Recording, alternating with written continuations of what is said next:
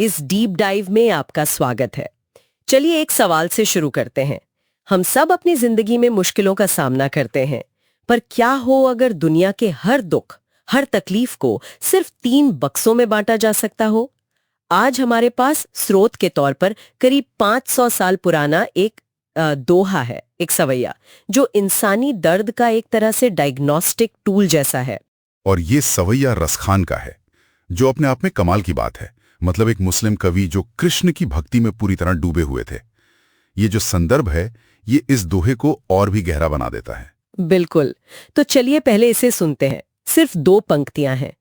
दैहिक दैविक भौतिक ताप हरण, सो नंदन नंदन ग्वाल, जाको नाम जपत पाप कटे, सो छोटे से ग्वाल बाल। सच कहूं तो पहली बार सुनने में ये एक सीधी साधी प्रार्थना लगती है, लेकिन जब आपने कहा कि एक फ्रेमवर्क है तो मैं चौंक गई। मतलब ये जो 3 ताप हैं, दैहिक दैविक भौतिक, ये आखिर है क्या? यही इस सवैये का जीनियस है। ये हमारे सारे कष्टों को आप कह सकते हैं उनकी जड़ के हिसाब से क्लासिफाई करता है। पहला है दैहिक ताप। देह यानी शरीर। ये वो सारे दुख हैं जो हमारे अपने शरीर से पैदा होते हैं। बीमारी, चोट, सरदर्द, बुढ़ापा। इसका कंट्रोल काफी हद तक हमारे ही पास होता है। ठीक है, जैसे कोई पुरानी चोट का दर्द या फिर वायरल फीवर, ये समझ आता है। लेकिन उन चीजों का क्या जिन पर हमारा कोई जोर ही नहीं चलता? जैसे अचानक आई बाढ़ या बस किस्मत का खराब होना। उसके लिए है दूसरा बॉक्स, दैविक ताप।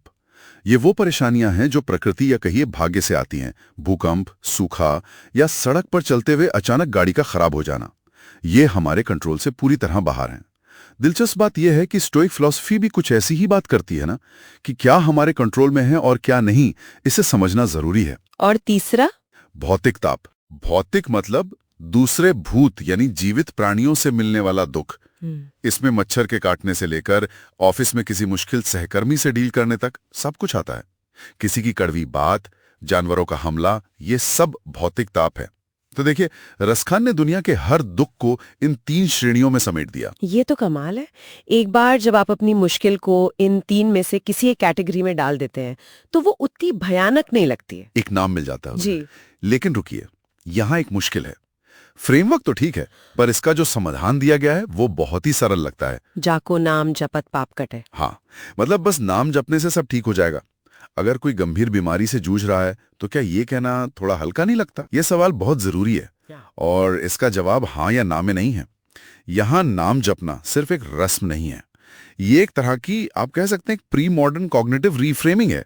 जब आप किसी एक चीज पर, किसी नाम पर अपना पूरा ध्यान केंद्रित करते हैं, तो आप उस दुख के दलदल से अपना मानसिक फोकस हटा लेते हैं। ये उस दर्द को खत्म नहीं करता, लेकिन उस दर्द को सहने की आपकी क्षमता को बदल देता है। ये कियोस्क के बीच एक एंकर ढूंढने जैसा है। मतलब ये जादू नहीं बल्कि मनोविज्ञान है। आप अपनी चेतना को एक स्थिर बिंदु पर ले आते हैं। और ये दिलचस्प है कि वो स्थिर बिंदु कोई राजा महाराजा या कोई शक्तिशाली देवता नहीं, बल्कि एक नंद नंदन ग्वाल है। एक छोटे से ग्वाल बाल, एक साधारण सा ग्वाला। ऐसा क्यों? में मौजूद है।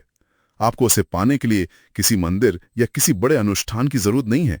वो आपके साथ है, एक दोस्त की तरह, एक ग्वाले की तरह। यह बताता है कि जो सबसे गहरा सत्य है वो सबसे सहज भी है। इसमें कोई दिखावा नहीं, कोई अहंकार नहीं। तो अगर हम इस डीप डाइव को समेटें, तो ये 2 पंक्तियां सिर्फ एक भक्ति गीत नहीं है, ये जीवन की मुश्किलों से निपटने का एक पूरा मेंटल मॉडल है। पहला कदम, अपने दर्द को पहचानो, उसे नाम दो, दैहिक दैविक या भौतिक। ऐसा करने से उसका डर कम हो जाता है। और दूसरा कदम, उस दर्द से अपना ध्यान हटाकर किसी एक स्थिर, सरल और प्रेमपूर्ण चीज पर केंद्रित करो। बिल्कुल। और ये हमें एक बहुत ही दिलचस्प सवाल पर लाकर छोड़ता है। अगर सिर्फ एक नाम या शब्द में इतनी ताकत है कि वो चेतना को बदल सके, तो ये भक्ति और ध्यान परंपराओं में ध्वनि यानी वाइब्रेशन और मंत्रों के महत्व के बारे में क्या बताता है? क्या शब्द खुद में एक ऊर्जा है जो हमारे अनुभव को बदल सकती है? ये सोचने वाली बात है।